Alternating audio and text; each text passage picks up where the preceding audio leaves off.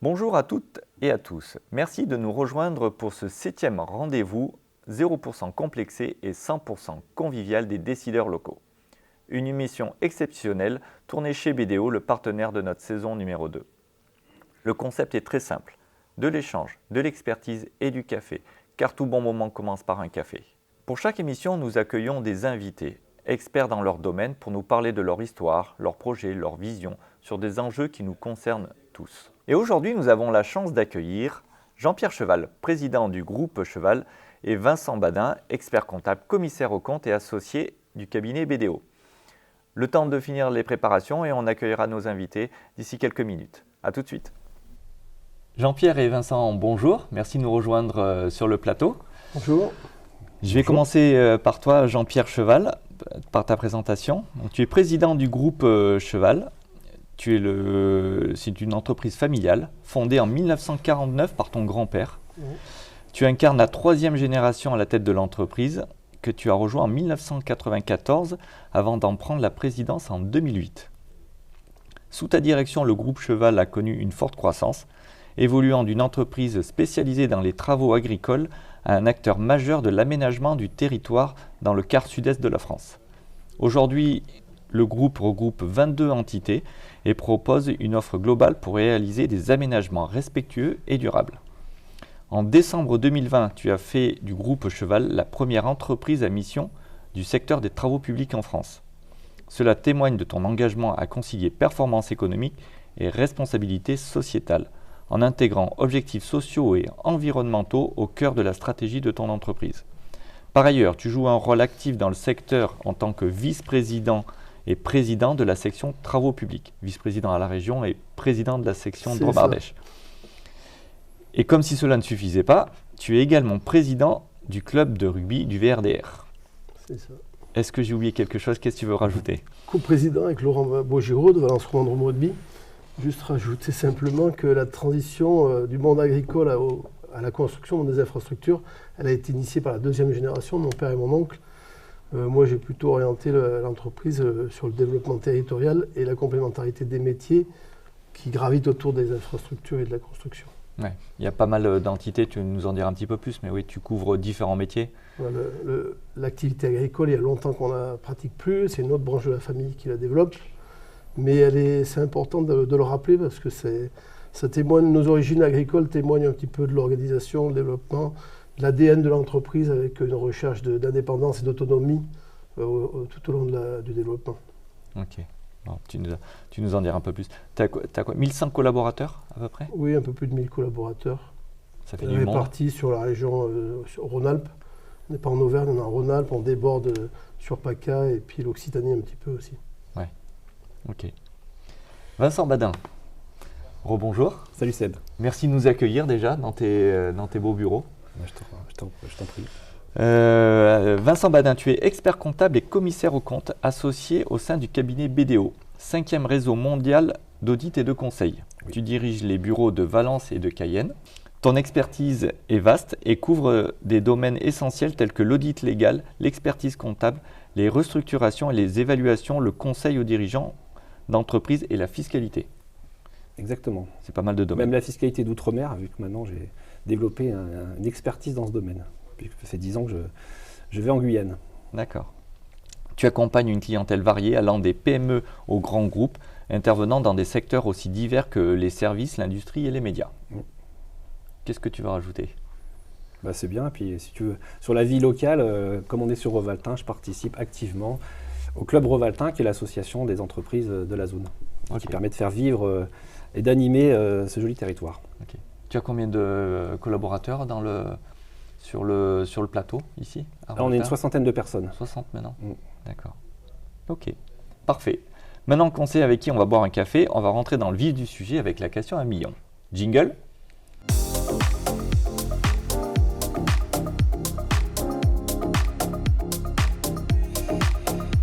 Alors, la question à 1 million, le moment sérieux.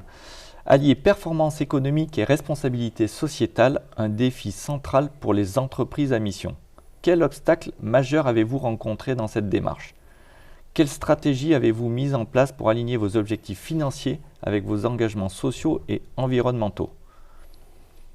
Quel impact cette transition a-t-elle eu sur vos collaborateurs en termes de mobilisation et de motivation? Alors, déjà, si on commence par le début, quel obstacle majeur vous avez rencontré? Je vais te dire l'obstacle qui pourrait être majeur, c'est la conviction, la motivation à prendre le statut. Il faut vraiment que ça soit ancré au plus profond du dirigeant pour qu'il puisse être le vecteur de la dynamique imprégnée par le statut. C'était quoi, 2020? 16 décembre 2020, c'est une date que je retiens. C'est presque son anniversaire, les 4 ans. Oui, ça fait 4 ans, c'est des exercices de 2 ans, donc on est au 2e exercice. C'est vrai qu'il y a 4 ans, on était plutôt précurseurs. On a appris et puis on améliore, on peaufine l'organisation. Mais moi, je suis très content d'avoir pris ce statut-là parce que c'est engageant. C'est des moyens alloués aussi pour se transformer. Hein. Le statut de société à mission, il émane de la loi Pacte. Plan d'action à la croissance et à la transformation des entreprises qui a été voté et mis en place en 2019. C'est un statut engageant, c'est tout sauf du greenwashing. On doit définir sa raison d'être. Quand on prend le statut, c'est inscrit juridiquement dans les statuts. On doit nommer un organisme indépendant, extérieur, qui vient faire l'audit. Et puis on doit surtout faire une feuille de route qui intègre des engagements sociaux, environnementaux. On doit nommer un comité de mission. Donc nous, on a adapté, on a fait comme bon nous semblait, avec du bon sens. Le comité de mission, on n'en a pas un, mais on en a 2. On a un comité de mission stratégique, dans lequel est impliquée la direction et puis quelques parties prenantes extérieures.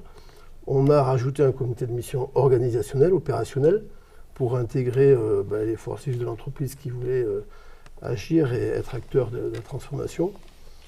On a ces 2 organes de fonctionnement. Et on a fait une feuille de route très large puisque on a fait participer nos collaborateurs. Il y a plus de 200 idées qui ont émergé sur 2 heures de brainstorming. On a retenu 52 actions pour la première année. Bon, là, on s'est rendu compte qu'effectivement, ça faisait beaucoup. On a tenu nos engagements, on a travaillé sur les 52 actions. Sur les nouvelles feuilles de route, on est un peu plus prudent et plus raisonnable en termes de volume parce que c'est des engagements qu'il faut tenir. Sur l'expérience qu'on a vécue, c'est la définition de la raison d'être. On a une très large raison d'être, peut-être qu'on recentrera l'essentiel dans l'avenir. Toujours est-il, c'est que ça donne beaucoup de sens sur ce qu'on fait dans l'entreprise. Ça permet d'intégrer la stratégie, la politique RSE dans la stratégie. Du coup, on a conduit le développement en intégrant tous les critères RSE et les engagements pris. Pas faire de la RSE pour en faire. Ah non, là c'est vraiment engageant, mais ça donne du sens. Et en fait, j'ai envie de dire que le statut, c'est un cadre juridique, mais quand il y a beaucoup d'entreprises qui ont des fortes politiques RSE et qui sont en société à mission sans formalisme, ce qui est bien, c'est que c'est un cadre formel et qui permet concrètement de pouvoir communiquer. Nous, on avait défini plusieurs thèmes, on y reviendra certainement plus tard, mais ça a créé une vraie émulation interne. Les collaborateurs se sont engagés, ont été force de proposition, c'est pour ça qu'il y a eu autant de sujets sur des actions très concrètes. Donc on est content de se transformer. La loi Pacte, c'était 2019, 2020 tu t'engages, ça a été très rapide. Qu'est-ce qui a fait que tu t'es engagé? Pourquoi tu as eu cette idée-là? Tu t'es levé et tu t'es dit, tiens, tu es tombé sur un article? Il y a eu le Covid entre-temps, alors ça m'a peut-être donné du temps pour me renseigner, pour lire. Mais c'est vrai que dès que j'ai découvert le statut juridique, je me suis dit, mais il nous correspond, c'est notre ADN, il faut qu'on le prenne. Ouais. Voilà, il y avait déjà un gros travail qui avait été fait là-dessus, en fait, j'imagine. Oui, tu t'es dit, on travaille déjà comme ça. Ouais, ça correspond à notre mode de fonctionnement. On a toujours été soucieux de la politique sociale dans l'entreprise, les conditions de travail. Les femmes et les hommes, c'est eux qui construisent l'entreprise, qui font vivre l'entreprise au quotidien. Donc ils ont toujours été au cœur de nos réflexions. La politique, toutes les actions environnementales, qui est le 2e pilier du statut de société à mission. On a des métiers très impactants. Dans le préambule, on a dit qu'on venait du monde agricole et la première activité de l'entreprise, ça a été d'augmenter la production alimentaire via l'agriculture pour nourrir les populations après la guerre. Donc on a un petit peu, ou pas mal, dénaturé les paysages puisqu'on a déboisé pour faire des grandes parcelles agricoles. On a drainé des zones humides, on a adapté aux besoins de l'époque pour pouvoir nourrir les populations et avoir des surfaces agricoles plus grandes. Dans un deuxième temps, les années 80, ça a été le développement de l'urbanisme. Donc là aussi, on a empiété sur le monde agricole et sur les terres, le monde rural. Donc je me dis qu'on a des métiers impactants. On a aussi utilisé les surfaces rurales, surfaces agricoles. Voilà, je me dis, il faut qu'on prenne nos responsabilités, qu'on les assume. Ce qui est fait, on n'y reviendra pas derrière, mais essayons de corriger et de réintégrer dans nos process des aspects moins impactants. Donc c'est tout un travail de réflexion, de fond, et on se rend compte qu'on remet du bon sens tout simplement, parce qu'on avait l'habitude de fonctionner avec l'abondance, et quand on a un sujet sur la politique énergétique, il y a eu la crise de l'énergie après, mais on s'est juste posé la question, est-ce qu'on ne peut pas fonctionner différemment sur la gestion de la ressource en matière première, qui pour nous est le granulat, la ressource en eau, on s'est posé la question, comment on fait pour la préserver?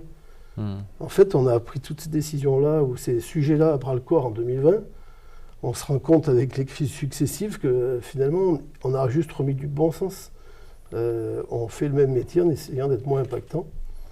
Et comment on ne fait rien comme tout le monde, on a rajouté un volet qui est le volet sociétal, qui n'est pas prévu dans la loi, mais pour nous, c'est important d'avoir une action sociétale pour le territoire. Et tu l'as rappelé en préambule, mais je suis très investi dans le monde du rugby, parce que je trouve que c'est une belle école de la vie, ça ressemble beaucoup au monde de l'entreprise. On transmet du savoir-faire, des valeurs.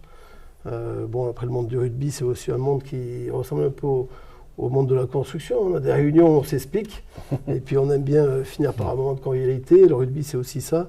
C'est une belle école de la vie. Je me suis impliqué dans le rugby en embarquant les collaborateurs et l'entreprise, mais ça donne beaucoup de sens.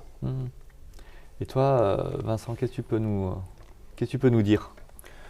On a fait un peu comme Jean-Pierre, donc nous on est passé entreprise à mission un an après le groupe Cheval. En amont de ça, on avait vraiment questionné l'ensemble des collaborateurs de tout BDO France pour voir quelles étaient les bonnes pratiques sur le domaine de la RSE. Et de ces bonnes pratiques, on a découlé une raison d'être et des objectifs sociaux et environnementaux. Et comme dit Jean-Pierre, c'est quand même engageant, puisque sur des objectifs, on est contrôlé par un organisme tiers indépendant pour vérifier que le plan de route, il est respecté. Et si on s'engage sur réduire l'impact environnemental de ces activités, même si nous, a priori, on a une activité un peu moins, on va dire, polluante que peut l'entreprise du BTP, on se doit de réduire nos impacts. Ok. Et toi, de ton autre côté métier, tu accompagnes des entreprises à mission, et puis donc tu l'es. Et ça se gère comment? Ça se gère facilement? Il y a des difficultés, il y a des... oui, parce qu'il y a un travail en amont. Non, mais il y a un travail en amont à définir la raison d'être, qui doit être, comme a dit Jean-Pierre, bien définie, puisque quand on est contrôlé, il faut qu'il y ait une corrélation entre ce qu'on a écrit et ce qu'on fait. Donc il faut réfléchir en amont ça, c'est engageant puisque c'est dans les statuts de l'entreprise. Et puis après, il faut s'organiser pour mettre en place des objectifs, les respecter. Nous, au sein de BDO, donc on a un comité de mission, comme a dit Jean-Pierre, mais nous, c'est plutôt stratégique. Et après, pour la mise en pratique dans les bureaux, c'est des ambassadeurs. Des ambassadeurs qui appliquent les bonnes pratiques, qui se chargent de faire respecter les bonnes pratiques par bureau. Ok. Je vous posais la question, quel était l'impact sur les collaborateurs en termes de recrutement? C'est important. On recrute des gens qui rentrent dans ce concept, dans cet état d'esprit. Le premier retour qui est quasiment instantané, c'est l'implication et l'émulation interne que ça génère, parce que les gens passent du temps à l'entreprise. Moi, souvent je dis, l'entreprise c'est un lieu de travail, mais c'est un lieu de vie, un lieu de lien social. Et les gens sont moteurs pour améliorer les choses et être acteurs. Donc c'était le premier retour instantané quasiment à l'émulation interne. Et l'attractivité extérieure, on la mesure maintenant, peut-être avec un peu plus de recul. Mais aujourd'hui, on a des gens qui nous rejoignent parce qu'ils veulent venir dans une entreprise qui fait sens, qui a du sens, qui est responsable.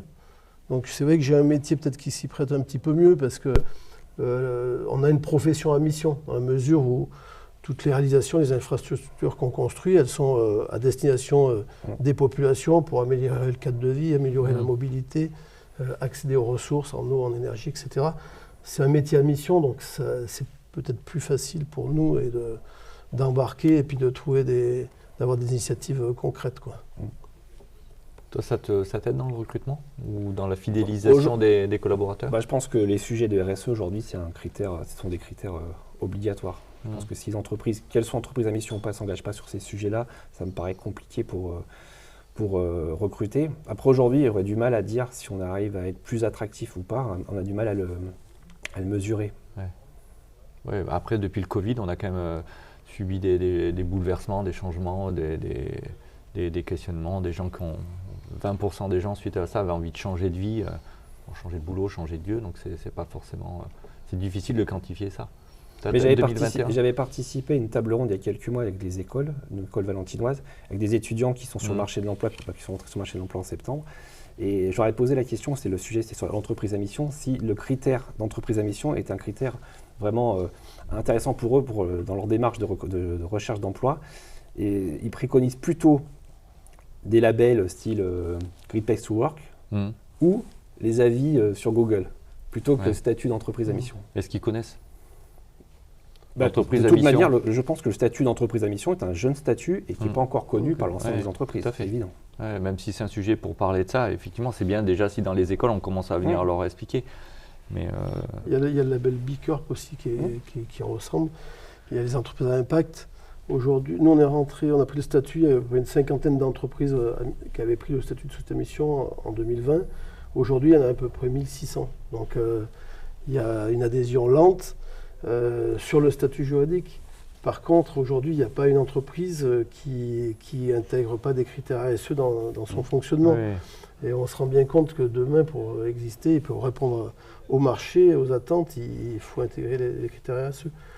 En ce qui me concerne, je suis assez tributaire de la commande publique. On sent qu'il y a une évolution aussi du code des marchés. Enfin, alors pas vraiment le code des marchés, une adaptation aujourd'hui des critères environnementaux à travers une loi qui s'appelle Climat et Résilience.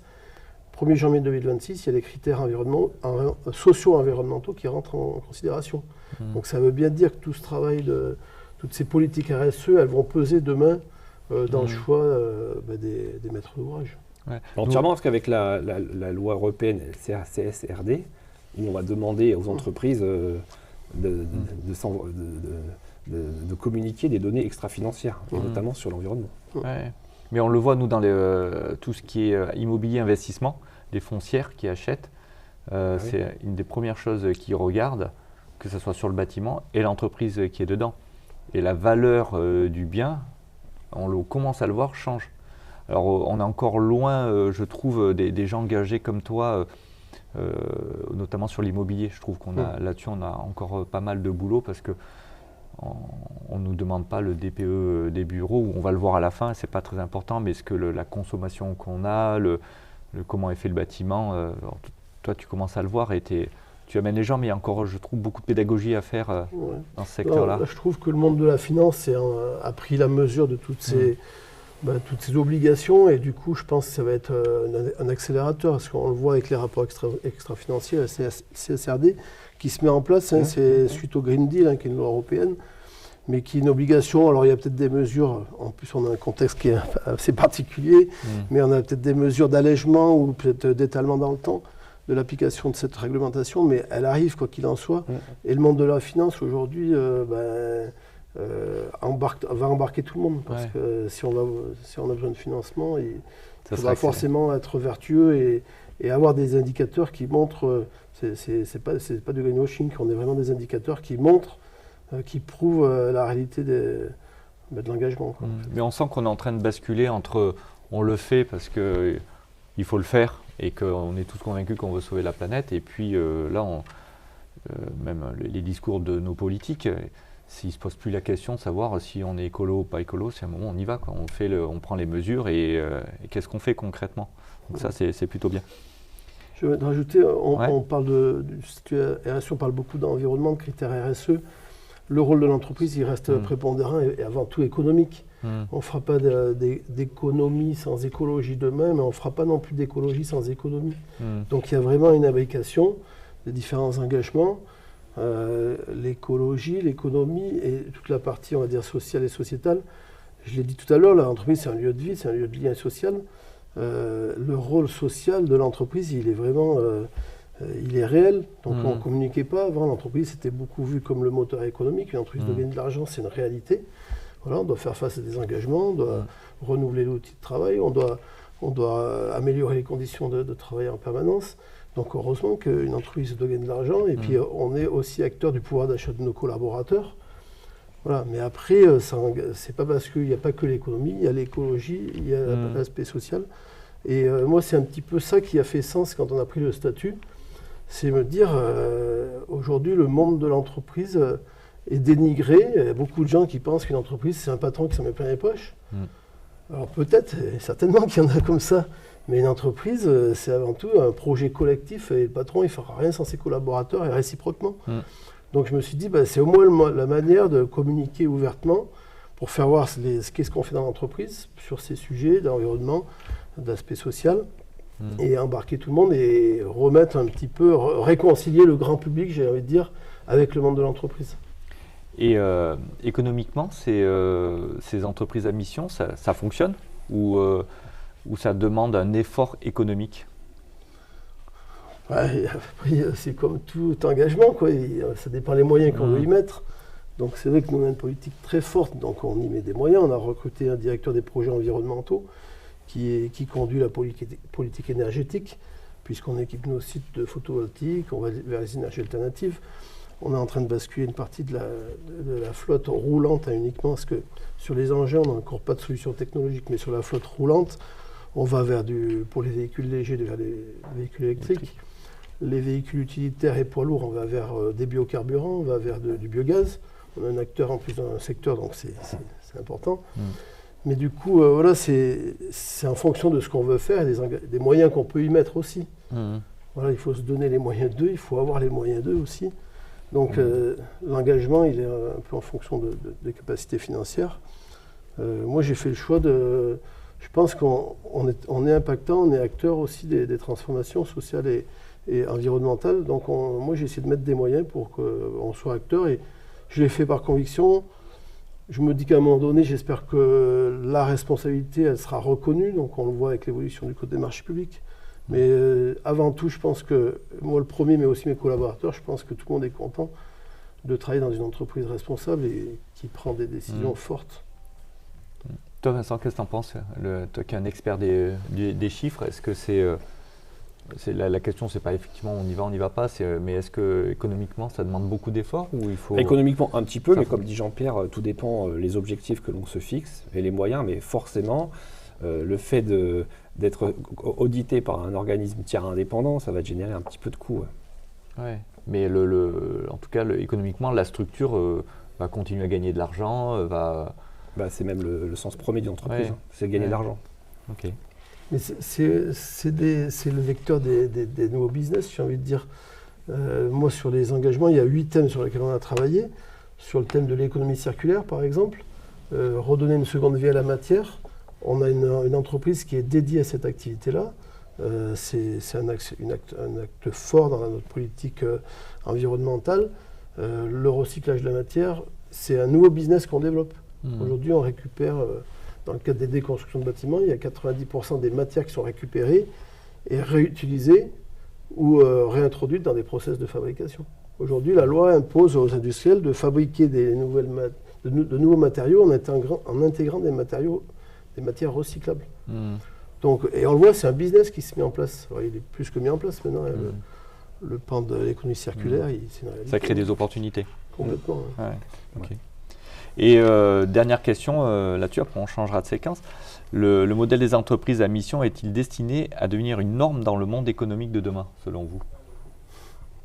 Jean-Pierre, je connais ta réponse. Je te laisse répondre. Je pense que oui. Je pense que c'est la tendance. Okay. Moi, je serais modéré, parce que ça dépend si on se situe en France, en Europe ou dans d'autres pays ou d'autres continents. On se rend compte qu'il y a des pays où ce n'est pas la préoccupation première, l'écologie. Mais moi, je pense quand même que c'est nécessaire parce que, quoi qu'il se passe, on le mesure aujourd'hui, tout l'enjeu écologique, le réchauffement, c'est une réalité, on le voit, on le mesure. Les fortes pluies, donc ce sont vraiment des réalités. Moi, j'ai participé à la CEC, je ne sais pas si c'est un thème Convention des entreprises pour le climat. J'y suis allé plutôt quand j'étais déjà convaincu et je pensais être en connaissance de cause. quand on a des experts, notamment les rapporteurs du GIEC, hein, qui viennent expliquer les chiffres scientifiques, qui sont que des réalités, hein, forcément, on se dit, mais on doit être acteur des transformations, parce que l'impact du monde économique sur l'environnement, c'est une réalité, quoi. Ouais. Ok. Je ne sais pas si on l'arrêtera, mais au moins qu'on peut le limiter, c'est toujours ça. Bien sûr. Merci de nous avoir fait part de votre vision sur le sujet. On va voir si vous êtes inspiré sur d'autres thèmes. Jingle.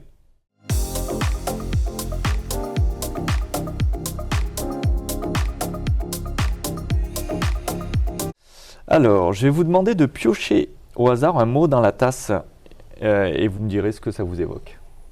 Allez. Je mélange parce que j'ai vu que tu regardais les mots tout à l'heure.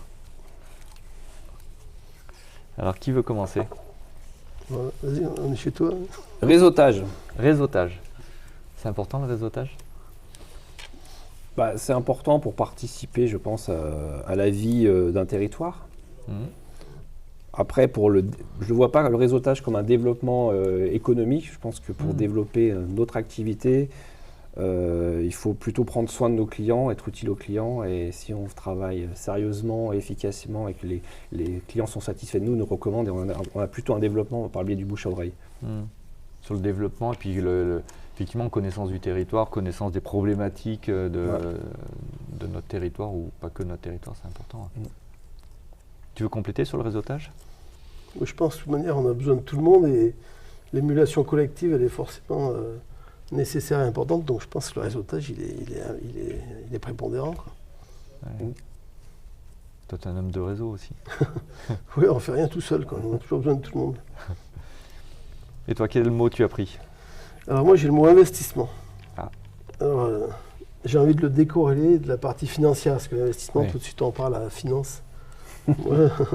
Oui, c'est aussi une réalité, hein, mais moi j'ai envie de dire l'investissement, c'est l'engagement de chacun, l'engagement de soi-même. Souvent je dis on est acteur de sa vie, de son quotidien. Moi je dis à mes collaborateurs, et vous êtes acteur de la bonne ambiance dans l'entreprise aussi, hein. C'est vous qui donnez des impulsions. Et je pense que c'est l'investissement de chacun qui permet d'avancer, quoi, hein. Voilà, c'est ce que ça me fait penser, l'investissement. C'est dur l'investissement aujourd'hui, si on revient un peu sur le côté financier, ou c'est pas un sujet, tu trouves des solutions? Non, on va dire que c'est dur parce qu'il y a quand même quelques crises qui se sont succédées. Être chef d'entreprise aujourd'hui, on mesure les conséquences, le poids des choix, et investir c'est important, c'est nécessaire parce qu'il faut toujours aller de l'avant. Et après, quand on dit investissement, il faut avoir un retour d'investissement qui permet d'honorer les échéances, parce que c'est pas gratuit l'investissement.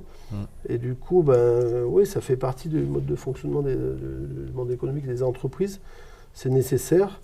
Là où il faut être vigilant, c'est avoir bien le retour sur investissement. Voilà. Ça permet d'investir ensuite. Il faut faire des bons choix et il ne faut pas non plus surinvestir. Il faut bien investir à un bon niveau. On parlera de tes investissements récents. Et toi, sur l'investissement, c'est ton sujet, toi, l'investissement au sens large? L'investissement, c'est bon, pour l'accompagnement des clients, tu parles? Oui, on voit qu'aujourd'hui, je rejoins ce que dit Jean-Pierre, c'est nécessaire pour le développement de toutes les entreprises, mais le bon investissement, c'est celui qui est finançable. Ouais. Et pour lequel on a un retour sur investissement, pour avoir l'accompagnement des financeurs. Comment il se comporte l'investissement chez tes clients? On parlait un peu du contexte. C'est complexe. C'est quoi ça? L'entrepreneur est attentiste ou au contraire ils se disent allez, à un moment il faut y aller parce que... Je trouve que depuis quelques mois il y a une incertitude politique qui a ralenti les projets d'investissement et il faut espérer que ça reprenne. Ouais.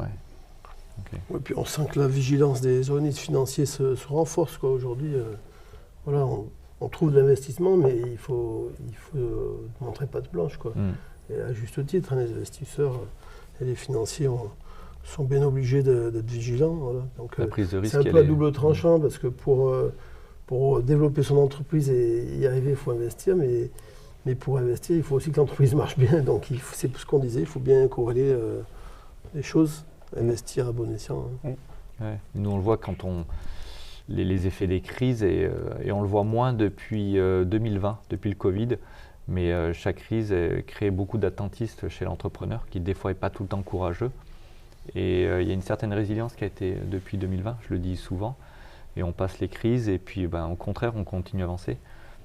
Celle qu'on vit là sur fin 2024-2025, elle est peut-être un peu plus complexe, un peu moins de visibilité, je trouve, par rapport aux autres.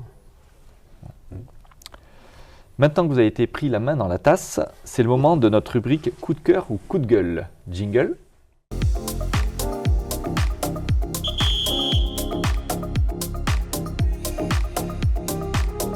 Allez, tous les coups sont permis. Partagez-nous votre coup de cœur ou votre coup de gueule du moment. C'est où et aussi, non? Tu peux faire les deux, on est entre nous. Le coup de gueule, c'est l'actualité. C'est l'actualité. On est dans une situation, tu l'as abordé, politique compliquée. C'est un peu le coup de gueule. Voilà, il y a des gens qui sont élus et moi je ne fais pas de la politique, surtout pas de la politique politicienne, en plus. Mais on est tributaire quand même des décisions politiques. Aujourd'hui, on a des gens qui sont élus, il faut que chacun prenne ses responsabilités, assume de faire des compromis, de travailler collectivement. Autrement, être toujours en opposition, ça ne fait pas avancer les choses. Donc ça peut être mon coup de gueule. Ouais. C'est vrai que l'entrepreneur s'adapte et fait des compromis tout le temps, parce qu'on peut. Le cap, on l'a, mais on doit toujours l'adapter. Et effectivement, ceux pour qui on a voté, ceux qui sont élus, des fois on sent que cette capacité d'adaptation, elle est. Peut-être qu'ils ont raison, mais en tout cas, vu de notre fenêtre, c'est compliqué pour nous. Ouais, on se rend compte qu'on ne travaille pas avec la même échelle de temps. Parce que dans le monde de l'entreprise, on a besoin des décisions qui sont suivies rapidement de conséquences. Et peut-être dans le monde politique, il y a un petit peu plus d'étalement dans le temps, mais les conséquences sont tout aussi importantes. Donc, il faut prendre des décisions, il faut les assumer. Voilà, il y a différents choix politiques qui peuvent être faits, mais ce qui est sûr, c'est qu'il faut assumer et puis avancer. On ne peut pas toujours tergiverser ou être en situation de blocage. C'est pas possible. Ça sera mon coup de gueule. J'espère qu'ils vont t'entendre. Ouais, puis pour rebondir sur ce que dit Jean-Pierre, c'est depuis quelques mois, l'incertitude politique est liée à l'incertitude fiscale. Et ce qui faisait la force comme de la France depuis quelques années, c'était une stabilité fiscale qui permettait de rassurer les investisseurs. Et depuis quelques mois, on est un peu dans le brouillard fiscal. On sent. C'est pour ça que tu es à Cayenne, il y a moins de brouillard, non? C'est ça. C'est ça. En buvant un peu du rhum là-bas, des fois. Puis il y a tellement d'avantages fiscaux. Et toi alors, coup de cœur, coup de gueule? Coup de cœur pour rebondir, aller sur le sujet de la mission et puis de la biodiversité. Je voulais mettre en avant une association dont le groupe Cheval est également adhérent, qui s'appelle Continuum et qui est l'association de Dromardèche qui travaille, qui relie le monde de l'environnement et de l'entreprise sur des actions de biodiversité. Donc si on pouvait avoir encore plus d'adhérents, il y a plein d'entreprises du territoire qui voulaient participer à ce projet, ce serait sympa. Tu veux nous en dire deux mots, un peu plus, pour ceux qui ne connaissent pas? C'est une association qui est en lien avec la LPO et qui met des actions auprès des entreprises dans le cadre de la biodiversité. Par exemple, nous, chez BDO, on s'est engagé et on sponsorise la chouette effraie pour promouvoir la pérennité de cette espèce. D'accord. Ok. Je te félicite de penser à ça, c'est très bien. On parlait il faut faire des compromis. C'est effectivement un partenariat avec la LPO qui est conduit avec le monde économique. Nous, on était, il y a longtemps qu'on participe. On a eu un exemple très concret de construire un outil industriel sur un site où il y avait un papillon qui était protégé au niveau européen. Rapidement, on nous a dit, oh là, vous n'y arriverez jamais, c'est pas possible, etc. Donc, on s'est rapproché en fait, de la LPO à l'époque. Et on a trouvé un compromis et on a réussi à faire cohabiter notre outil industriel avec le papillon. Le papillon, qui est l'azur du serpolet, c'est celui qu'on sponsorise nous. Aujourd'hui, il est périn sur ce site et on voit qu'aux alentours, le biotope a changé et le papillon disparaît. Et là, il cohabite avec l'outil industriel. Voilà, il y a des corridors, il y a des espaces dédiés qui ont été réalisés que pour lui. Voilà, c'est encore un bel exemple de collaboration. Ensemble, du coup, là, il n'a pas été déplacé. Ton outil s'est adapté. Ah oui, c'était locaux de E26 ? C'est notre centrale enrobée qui est au bord du Rhône, à la Motte, à Port-Clémence, Zeddy de la Motte. Ouais. Ok. Oui, donc ceux de l'autre côté alors, des bureaux. Juste en face, Ok. Ouais, c'était une expérience. Alors ça a quelques années, parce que c'était en 2016. Mais c'est une belle expérience de collaboration. Et aujourd'hui, l'écologie est gagnante, nous, l'économie aussi. Du coup, voilà, ça donne du sens, quoi. C'est bien. Ouais. C'est ton coup de cœur ou tu lui voles ou tu as un autre coup de cœur? Tu voulais en dire? Moi, le coup de cœur, je n'avais pas pensé celui-là, mais il est très bien. Moi, le coup de cœur, tout à l'heure j'ai parlé du rugby, c'est l'implication dans le monde du sport. En général, bon, pour moi c'est le rugby en particulier, mais quand on voit tous ces jeunes pleins d'énergie là, qui ont besoin d'être un petit peu canalisés, cadrés, moi je trouve que c'est une belle école de la vie, le sport. À travers le sport, on témoigne et on apprend plein de choses à nos jeunes, on les accompagne. Je pense que ça crée du lien aussi entre les familles. C'est important aussi pour la cohésion sociale et territoriale. Moi, c'est mon coup de cœur, c'est, j'ai envie de dire, les damiers. Ouais. J'avais Jean-Noël Thomas là, sur une des dernières émissions, et c'était son coup de cœur, c'était les Jeux Olympiques, et notamment le rugby, ça a été fabuleux, c'est une belle mise en lumière, et c'est même ce qui lance un peu les Jeux. Ce rugby à 7 qui est médaille d'or dès le début. À travers le sport, il y a beaucoup, c'est de l'engagement. Les sportifs de haut niveau, ils n'y arrivent pas s'ils ne travaillent pas, s'ils ne sont pas engagés. Voilà, et c'est aussi de la sensibilisation à toute l'alimentation, parce que quand tu es sportif de haut niveau, que tu fais du sport, il faut aussi faire attention à ton régime alimentaire, et je pense qu'il y a besoin de communiquer. Donc ça a aussi du sens pour ça. Et puis après, c'est créer de la cohésion, créer de la fraternité, de la solidarité. C'est plein de sens le sport, mais c'est ce qu'on retrouve aussi à l'entreprise. Tu as pris la présidence avec Laurent Beaugéraud depuis quand? Ça fait 8 ans, là, on a soufflé notre 8e bougie, c'est 2016. D'accord, ah oui. Et puis c'est une sacrée machine aujourd'hui. C'est une belle aventure humaine avant tout, c'est un superbe projet, c'est un projet de territoire. Et avec Laurent, on a la chance d'être à la tête de ce projet-là, mais c'est surtout un projet qui est conduit par le territoire, par les mondes économiques du territoire, qui nous allouent des moyens, on essaie de les utiliser au mieux. Ça permet d'une part d'aller chercher des jeunes qui sont peut-être un petit peu en difficulté et qui ont besoin d'être accompagnés. Ça permet de mettre en lumière le territoire, ça permet de faire connaître et rencontrer le monde économique. Donc il y a un vecteur business derrière tout ça, mais surtout je trouve que c'est une belle satisfaction de créer une identité pour le territoire commune, où tout le monde se retrouve et tout le monde est fier d'avoir apporté avec ses moyens, tout le monde n'a pas les mêmes, et d'avoir participé à un projet collectif. C'est génial. Voilà. Après on se donne un peu des ambitions et on construit. Alors, des fois ça va un peu plus lentement que ce qu'on voudrait, mais c'est parce que c'est pas facile. Ouais, comme une entreprise. C'est d'autant plus valorisant et puis stimulant quand on arrive, quand les choses sont difficiles, quoi. Ouais, bien sûr. Mais c'est vrai qu'on peut féliciter ce que fait Jean-Pierre, Laurent, Adrien, toutes les équipes du VRDR dans la construction d'un club pro et qui a des vraies valeurs auprès du territoire pour les enfants, enfin pour la jeunesse. Ça fédère un paquet de monde, de partenaires, de familles, de sportifs. Il y a plus de 400 partenaires, on a un peu plus de 500 licenciés. Alors quand on a fait la fusion, il y avait plus de licenciés. On a voulu trouver un équilibre avec les clubs de bassin, les clubs de territoire. Voilà, parce qu'après, quand il y a une identité forte, tous les gamins ils veulent venir parce que ça fait du bien avec les copines. Ils jouent au VRDR. Donc voilà, on a dit on prend les jeunes qui sont sur notre bassin de Vide, Valence, Romans, et puis ceux qui viennent un peu plus de loin, ils restent dans leur club de territoire. Et à 12 ans, 14 ans, on les suit, il y a du sourcing, il y a du scouting. Et puis les meilleurs éléments, on les fait jouer ensemble pour essayer d'aller vers le haut niveau. Ouais. La belle satisfaction, c'est d'arriver à faire émerger des jeunes du territoire au plus haut niveau. On a un exemple avec Adrien Roux, là, qui est un jeune qui avait commencé à la VEOR et qui aujourd'hui est professionnel. Et puis surtout, il n'y en aura pas beaucoup, parce que c'est tellement exigeant le haut niveau. Mais du coup, on formera quelques joueurs professionnels de très haut niveau. Et surtout, on formera essentiellement beaucoup de femmes et d'hommes avec des valeurs qui nous plaisent dans le monde du travail, quoi, dans le monde économique. L'exercice est forcément intéressant. Ah oui, c'est très enrichissant. Ouais, formé. Ok. Bon, tu m'as fait une belle transition pour ma prochaine séquence. J'aimerais savoir ce qui fait que vous avez investi ici plutôt qu'ailleurs. Jingle.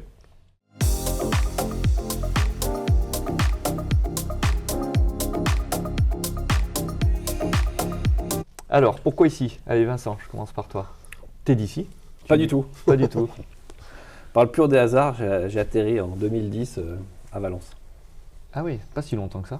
Bah non, ça fait 15 ans, presque 15 ans. C'est le pur des hasards. Tu es d'où? Je suis originaire du Nord-Isère. Ah, t'es pas très loin pour les rugbymen, pas loin de Bourgoin. D'accord. T'es venu à la ville? Je suis venu à la ville, non, mais j'ai bougé ailleurs. Ouais. Mais par le pur des hasards, je suis tombé à Valence et... Pour le boulot? Oui, exactement, pour le boulot, et j'en suis super content. D'accord. Il y a une qualité de vie à Valence que à mon avis, on n'a pas dans les grandes villes, donc je suis très content d'être là. Et pour rien au monde, je changerai. D'accord. 2010, et tu as commencé à travailler... Non, tu étais... Ici. Ici? Ouais. Ok. Est-ce que j'ai vu que tu avais travaillé dans d'autres cabinets? Ouais. Mais tu es venu ici pour BDO. Qu'ils appelaient Sovec à l'époque. Sovec à l'époque, ouais. Ah ouais, c'est ça. 2010, ouais, est-ce que nous on travaille avec Sovec à l'époque, mais depuis la création de l'agence, donc c'était 2006. Donc tu n'étais pas encore là. Moi, je n'étais pas encore là. Avec David. Et toi? Moi, t'as pas le choix? Toi, t'as pas le choix? Je suis originaire du territoire, je suis un sédentaire, donc voilà. On a développé un peu nos activités, on s'écarte. Mais oui, je trouve qu'on est dans une belle région, très accessible, avec rien que le département de la Drôme, il est multifacette. Moi, je suis un ambassadeur du département de la Drôme, avec la Drôme des collines, Drôme provençale, les montagnes, la vallée du Rhône. Voilà. Et je trouve que c'est bien qu'une personne qui arrive de l'extérieur, mais maintenant qui est un local. On lui dit que c'est un droit, on l'accorde. Ouais, c'est bon, maintenant on t'a adopté. On t'a adopté, ouais. Mais c'est bien d'entendre, parce qu'on ne se rend des fois pas compte, dans l'environnement, dans le quotidien, qu'on a la chance de vivre sur ce territoire. Donc je suis vraiment... moi je suis un local, donc... moi, pour le boulot, je peux me rendre à Lyon ou à Grenoble, rentrer dans des grandes villes. À Cayenne, c'est différent, mais les grandes villes, c'est compliqué au niveau de la circulation, c'est des temps de trajet qui sont très longs, alors qu'ici, du bureau, en même pas 15 minutes, on est à la maison, c'est hyper appréciable. Ouais. On peut venir en vélo, on peut... Pas encore. Il y a des beaux paysages, on a des activités autant pour l'hiver, avec les sports d'hiver à proximité, que l'été. La mer, pas loin. Il y a plein de choses ici. Ouais, on a un climat tempéré. Je trouve que dans le cadre de nos développements, on recrute du monde et on est attractif aussi grâce à l'attractivité du territoire. Ça, c'est indéniable. Où est-ce que tu es présent sur un territoire autre que Drôme-Ardèche? Toute la vallée du Rhône jusque sur Lyon. On a 6 entreprises sur Lyon aujourd'hui. La vallée d'Isère aussi, aux portes de Grenoble. Ouais. Et on descend après dans le sud avec une entité sur Nîmes, Bellegarde à côté de Nîmes, Pertuis à côté de Aix et Lunel à côté de Montpellier. Okay. Sur des métiers très spécifiques, des niches. Ok. Donc tu continues à développer ici quand même. Tu ne te dis pas, tiens, je suis un peu à Lyon, je vais aller à Lyon. Non, on ne suit pas la folie des grandeurs, il faut rester pieds sur terre et la tête sur les épaules. C'était important d'avoir une couverture régionale. On est tributaire, j'ai dit, de la commande publique. Quand ça se tend et qu'on est sur un périmètre restreint, c'est très compliqué. C'est ce qu'on a vécu en 2014. Et c'est de là, je dis, mais il faut qu'on ait une couverture régionale. Quand il y a un territoire qui est un peu plus en difficulté, qui investit moins, il faut pouvoir rebondir sur un autre. On sait aussi que les pôles urbains, c'est là où il y a des ressources, des populations, donc des ressources et des projets. Donc c'était important d'avoir ce développement pour avoir une couverture régionale. Mais il n'y a pas de secret, la stratégie du groupe, c'est de stabiliser le périmètre qu'on a aujourd'hui avec des métiers très complémentaires les uns des autres. Voilà. Moi je trouve qu'on a un territoire qui avance dans le bon sens. Des fois c'est un peu complexe, des fois on râle un petit peu parce que avec nos chers politiques, des fois on voudrait aller un petit peu plus vite et en tout cas avoir le timing de l'entreprise, mais si on fait les bilans, si on prend un peu de recul, ça se développe plutôt bien. Oui, les zones, les entreprises qui sont ici sont plutôt bien. On aimerait pouvoir trouver un peu plus de terrain, un peu plus de bâti, mais on ne peut pas non plus tout bétonner. Donc, on reste un territoire, on est à proximité de la gare Téché ici, on voit qu'il y a encore du potentiel foncier disponible. Bon, il y a des projets qui arrivent, mais Des stades. il y a des endroits où, ouais, il y a des endroits où il n'y a plus de foncier disponible. C'est pas encore le cas ici. Ouais. Donc, je trouve que c'est un développement qui est assez rapide, mais quand même qui reste maîtrisé, donc c'est bien.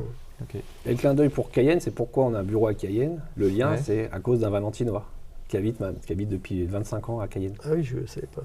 D'accord. Il est resté là-bas. Oui. Et c'est un Valentinois de Cayenne qui voulait travailler avec des Valentinois de Valence. Ah, d'accord. Ok. C'est comme ça que ça s'est fait. Ok. Qui a un joli prénom, parce que c'est le tien.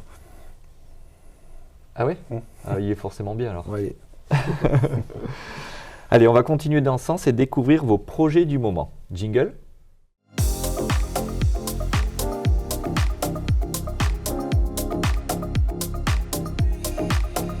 Est-ce que vous pouvez nous parler de votre projet du moment de l'année? Quelles sont vos actus? Est-ce qu'il y a un projet que vous n'avez pas lancé? Nous, on a un gros plan de transformation qui a été vraiment, on va dire, absorbé sur 2024 et qui devrait porter ses fruits sur 2025.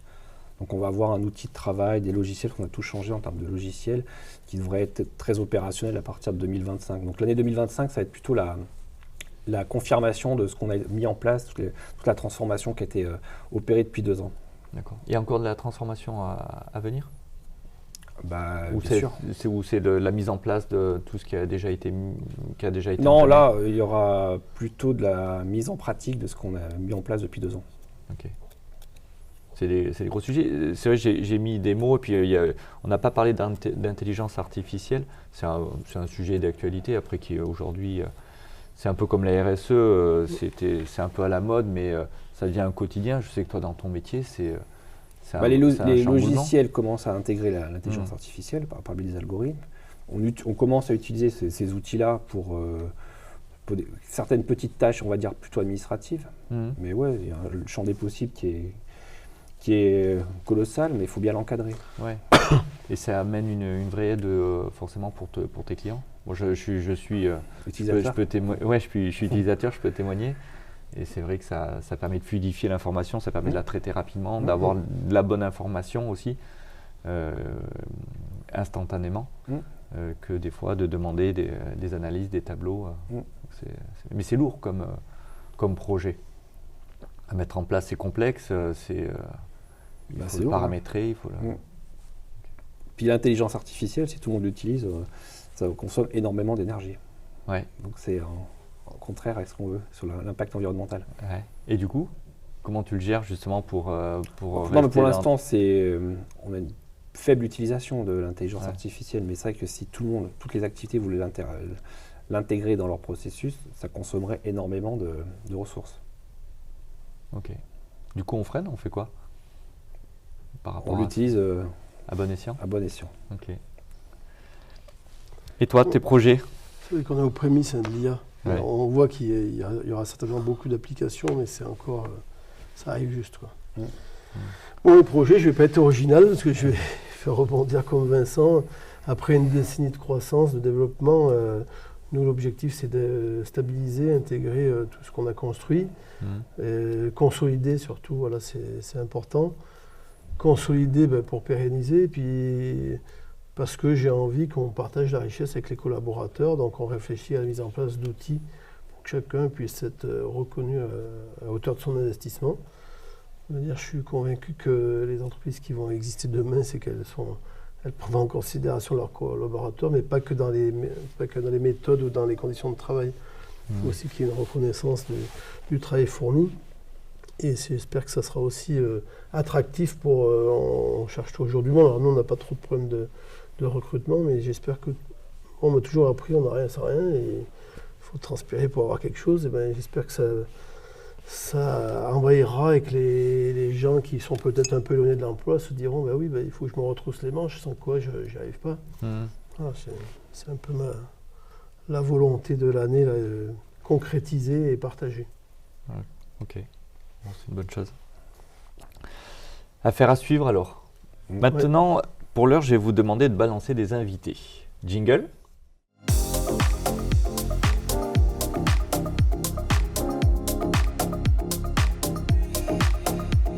Alors de nouveaux invités vont bientôt venir prendre le café, alors peut-être pas ici aujourd'hui chez BDO, parce qu'on ne va pas tous les tourner ici, mais en tout cas pour la saison prochaine. Qui est-ce que vous aimeriez voir à votre place? Qu'est-ce que vous avez des noms à me balancer que vous aimeriez voir? Tout à l'heure, j'ai parlé d'un acteur du biogaz, mais il me semble qu'il est déjà venu. Il est déjà venu, ouais, Sébastien Paulodi. Ouais. C'est une belle entreprise. Moi, j'ai envie de vous parler de Johan Renault aussi, GPA, qui est une belle entreprise recyclage de véhicules automobiles en fin de vie. C'est une belle entreprise. Ils ont transformé.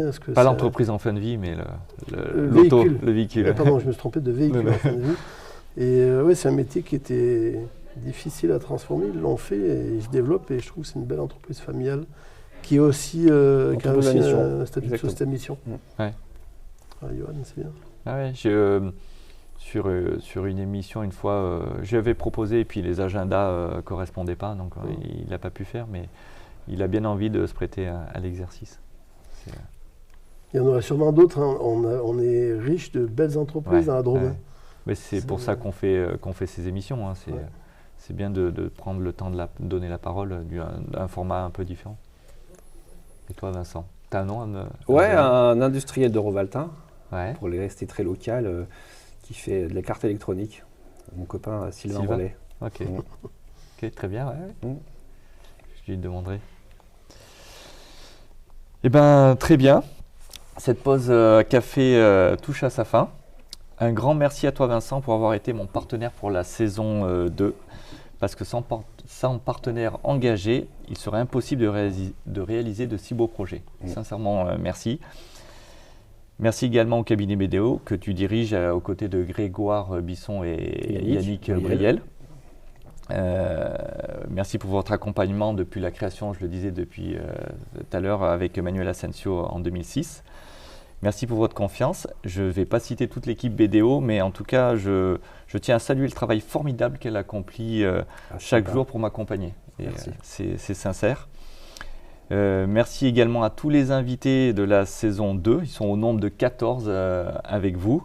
Un merci particulier à toi, Jean-Pierre, pour avoir été le dernier. C'est un plaisir. J'espère que tu as passé un bon moment. Merci. Je souhaite aussi adresser un chaleureux remerciement à l'équipe SVD, sans qui tout cela n'existerait pas. Bravo à eux. Merci à son dirigeant, Sébastien Tatier, qui a fait le chemin entre deux réunions d'un peu loin pour être là, présent aujourd'hui. Merci à Rémi, qui est à l'origine du projet. Merci aussi à Alexis, Jérôme, Loïc, pour leur excellent travail sur le tournage, le montage, parce que c'est beaucoup de temps de préparation et après derrière il y a encore un peu de travail. Merci aussi à mon équipe qui gère toujours avec professionnalisme les petites contraintes liées au tournage quand on le fait dans nos locaux. Comme je disais, il y a un peu de préparation. Et nous, on se donne rendez-vous peut-être pour une saison 3 à bientôt avec de nouveaux invités. Et puis, je vous souhaite plein de réussites dans vos projets. Merci en tout cas. Merci Seb. Merci. Jingle.